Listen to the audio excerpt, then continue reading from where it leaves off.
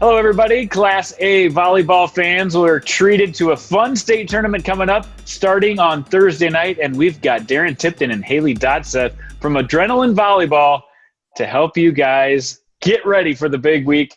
Let's get started. Let's get right into this thing. What's the biggest storyline coming into the state tournament, Darren? What do you think? I think the parity. Obviously, Sioux Falls Christian trying to repeat some of the first-round matchups are crazy. I think it's taken to see Abby Brooks, who's had a phenomenal last couple seasons, but I also think can Dakota Valley get to that rematch? And then a team I've just been waiting for it to turn on. I think the Winter Warriors are an extremely athletic team that are going to surprise people this weekend. So those are the things that I'm looking for, at least as head storylines. How about you, Haley? Anything different? And then give us a recap of some of the top players to watch as well for people who might not know who to look for coming up this weekend.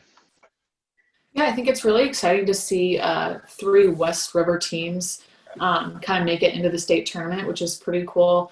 We worked with Rapid City Christian this summer at a camp. Hill City's been on kind of a rampage as of lately. And then, again, the Winter Warriors, kind of West River-ish, but coming in. I think that's pretty exciting. And then some of the top players I'll be looking for, I guess starting at the top here at Sioux Falls Christian would be Abby Glanzer. That whole team is kind of filled with weapons. And Kelsey Hurd really dishing the rock, as we like to say, in volleyball world, setting the ball. And then Madison, again, you got to talk about Abby Brooks, just a huge all-around player as a middle, can really change an entire match for the Bulldogs. And then moving on with Hill City, we've been really impressed with Haley Wathen. We had her this summer at the Future 50, and I think she has been a huge part of that Hill City team's success this season. And then even Dakota Valley has, again, kind of one of those teams with a few names that really spread out the wealth here. Sophia Atchison's having a great junior season. Rachel Rosenquist, it's her senior year, and she's doing a really good job.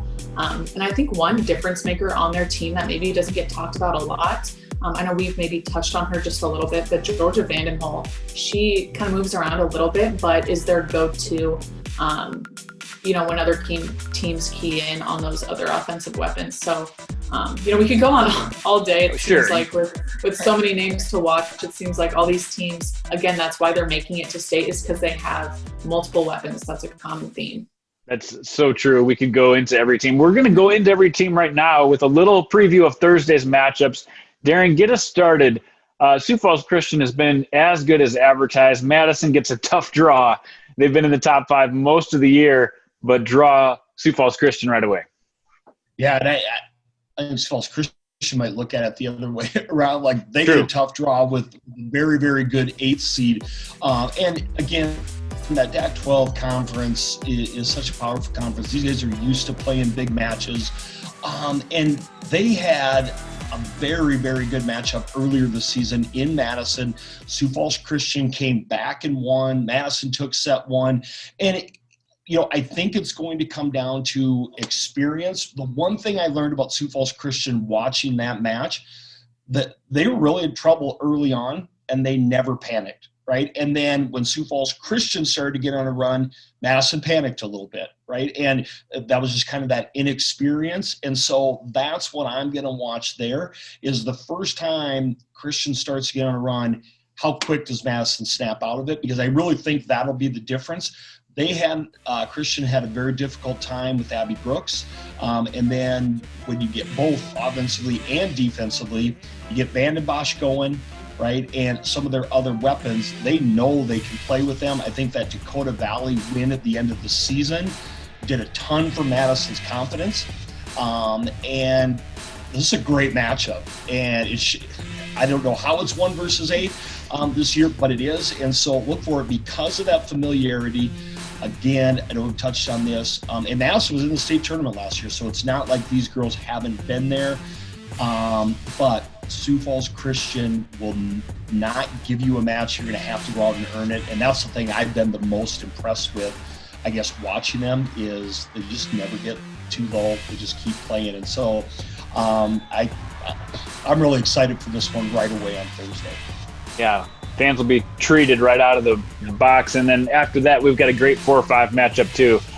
Winter, who's been so strong this year with such a veteran group, coming back against Hamlin, a team that's played very well throughout the year, hasn't gotten talked about nearly as much. Haley, any thoughts on this one? Yeah, so I think these two teams are actually kind of oddly similar in a sense. I think they're both kind of outside heavy, which will be interesting to see kind of if those same players continue to step up during the state tournament. But Hamlin, they've kind of had a lot at stake here in their senior class, a team that plays super, super well together. They have a very family-like mentality in their team, and it's their first state tournament under head coach Heinrich. So I think they're really excited to be there. And I think they kind of put their pieces together really well. Saw them this season at the Pentagon tournament and was really impressed with just, again, the way they click. Their big outside hitter is Ashton Abraham, who we had this summer as well. And she's just a great player who brings their team together. Her younger sister is an outside as well. So they really rely on those two for a lot of their offense, as Winter kind of relies on Ellie Brozick on the outside too. But I think what we've seen from Winter this year is just waiting for them to put all those pieces together. And some of it is due to injury and illness that they've kind of stepped in and out this season. But I think this will be a really great match to see kind of who steps up in that big moment. All right, Darren, time to talk about Rapid City Christian, a team on the rise, definitely, taking on Dakota Valley, a team that's been there, done that, a lot of experience on that team. Yeah, and this is 3 versus 6 again. Dakota Valley went through a little spell because of illness, and it ended up being the toughest part of their schedule. At the same time, that Pentagon tournament, their match Sioux Falls Christian, but a veteran team. Rapid City Christian, just we've talked about it over and over. Talk about a great group of kids, a great attitude. Awesome to see them get back, and they had that win over Hill City. Hill City's knocked them off a couple times. Difference here is just going to be Dakota Valley, again, is one of those teams that doesn't give up free points. Their defense is so solid, and they just kind of have that business-like approach. Rapid City Christian, probably a lot more emotional, right? A lot more fire. They have got to get confidence early, and then sustain it to play with, Dakota Valley. And, I know it's 3 versus 6, but it's just going to come down to the defense of Rapid City Christian, I think, with the attackers from Dakota Valley. But again, just because the emotion they play with, it's really important for Rapid City Christian to get off to a hot start. They've had a great year. They accomplished one of their goals, getting back. I know they have bigger goals. Just a tough first-round matchup. And then we've got the nightcap in Watertown, 2 versus 7. Parker takes on Hill City. Parker has gone through a lot this year as well. Hill City has shown that they can play amongst the best in the state. Haley, what do you got for us on this one? Yeah, I think you kind of hit the nail on the head there. Parker has been tested this season, and I think that's almost maybe a positive for them. I know they're coming in as a 7 seed, which is maybe not as high as they wanted to after such a hot start to the season that they had. But I think another interesting thing with this matchup too is that there's almost no familiarity between these two teams, which is almost crazy with the rest of the state tournament being the way it is and a lot of these matchups being so familiar. I think it should be really interesting to kind of see two teams that haven't really seen each other kind of face off. And I think Parker has seen definitely more hiccups than Hill City has so far this year, but maybe Parker wins in that strength of schedule matchup. But I think it's going to be a big night for Brooke Barons in the middle. Hill City has a lot of those offensive weapons that she's going to have to kind of key in on and help out her defense in stopping those. All right, guys, we have talked about the first round matchups. What teams do you think have enough to not only win that first round, but to also win on Friday night to get to the championship? Let's start with you, Darren. What do you got?